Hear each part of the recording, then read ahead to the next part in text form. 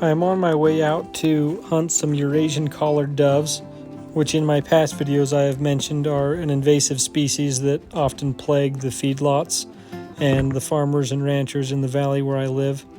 And they also make a delicious dinner, so I load up the guns and head down the highway for what, unbeknownst to me, will turn into one of the best days of dove hunting I've ever had.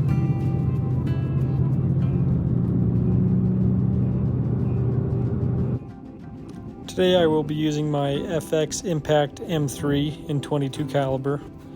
It's basically factory stock. I did take off the factory suppressor and buy a Donnie FL Koi, which I love. It does a great job of keeping the gun quiet in hunting situations. The only inconvenient thing is that it's too long for the case and I have to take it off every time I'm done hunting.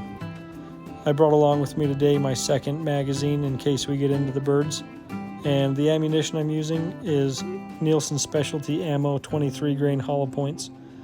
They are practical and affordable, and they have proven to have good performance for me. The camera setup I am using today is the Eagle Vision side shot action camera. Maybe I'll have to do a review on that sometime. The scope I'm using is an Arken SH4 Gen 2. I have loved this scope. In fact, this is actually my second one, and I just bought a third one for my long-range rifle. It has great tactile turret movement and adjustment. It has a zero stop, which I think is the greatest invention to ever come to long-range rifle scopes. That's just my opinion, though. And you can laugh all you want, but I use a sock as a bottle cover so I don't scratch the window of my truck. And right as I got the gun set up, I saw a dove across the parking lot, so I decided to try out the slow motion capabilities of this camera. Looks like I definitely have some work to do to figure out the clarity, but not bad. I tried one more shot from the parking lot, but got the wind hold wrong, so I packed up and headed down the road to the feedlot, which is where I wanted to be anyways.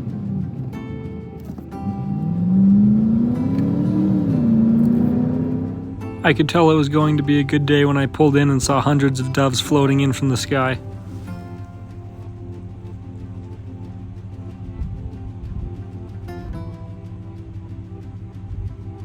From where I parked the truck, I had a good view of a feed barn, and I saw 2 doves on the roof and got 2 headshots right in a row.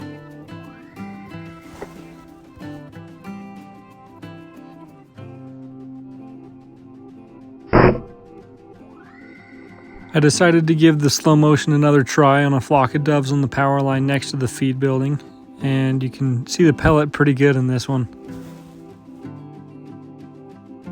Because I had been having such good luck, I decided I better try one more and get out and pick them up before the rest came back.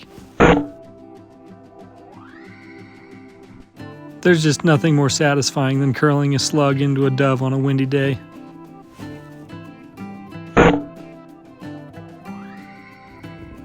All this yellow stuff you see on the ground is loose corn kernels, and that's what gets fed to the cows, and that is also what the doves are after. So usually in this alleyway there's a big pile of corn, and that's why the doves come in here so often. Right as I got back in the truck, a big flock of doves came in and landed in that alleyway, so I shot and I missed. I think from the footage it was a little high, and this one you can see that it probably had something to do with the wind as well. And the wind today is actually blowing 16 miles an hour, and it is just tough to shoot in. And the hard part about this alley is that the wind is coming at a diagonal from the west to the east, and as it comes over the top of that concrete wall, it kind of swirls a little bit, and it's really hard to get a bearing on what your slug is doing. So even though they land there often, I would much rather shoot at a dove on the power line just above them where I can predict the wind.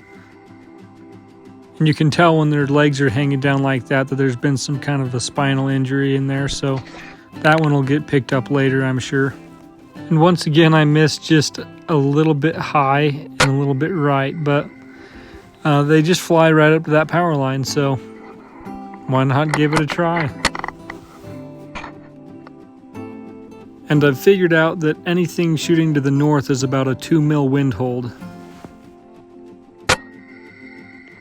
And almost immediately a few more land in the same spot, but just when I'm getting cocky, the gun slips off the window of the truck and I miss.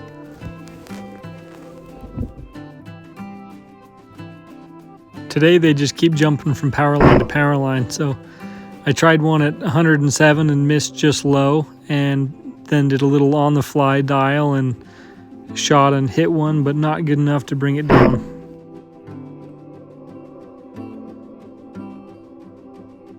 By this point, doves are pretty much swirling all around me, so I shoot at another one on top of the feed building, and I don't think you can get much closer to death than that. I take another one from the closer power lines, and then I get a shot at one farther out, and this is my favorite shot of the day. I missed the first shot, but you can hear me do a little bit of dialing and try again, and just it turns out need a little bit more elevation, and it was good.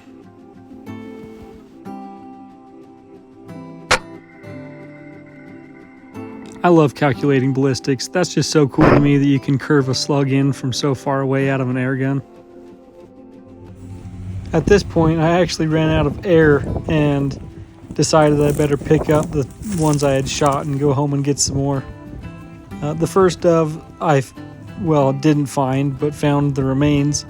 Looks like the cat got it, but I found another one further down the fence line, and all of these are off of that power line. You can see, you'll see how many I find right here, but they're pretty birds, and those slugs do pretty good work on them, straight through a wing bone even.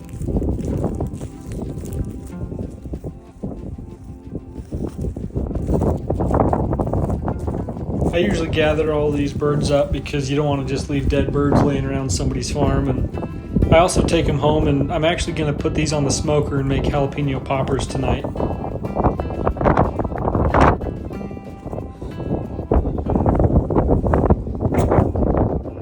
So many doves kept flying in that I decided I was going to drive home and get my bigger air bottle and refill, but that'll be part 2. So stay tuned for part 2, where I shoot actually quite a few more doves and take them home and cook those and some steaks up for dinner. Thanks for watching. We'll see you later.